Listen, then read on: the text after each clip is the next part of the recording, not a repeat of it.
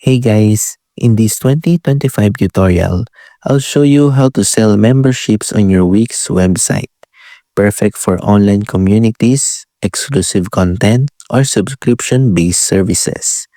Start by opening your Wix dashboard and go to the members area.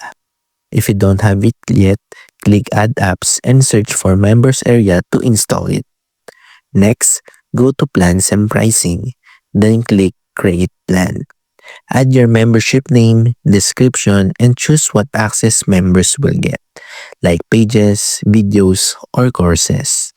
Set your pricing, duration, and payment options using Wix Payments or another payment provider. Then, connect your plan to a join or subscribe button on your site. Finally, test it out by previewing and purchasing a plan to make sure everything works smoothly. And that's it. Your Wix membership system is live and ready to sell. If this helped you out, don't forget to like and subscribe for more quick Wix tutorials every week.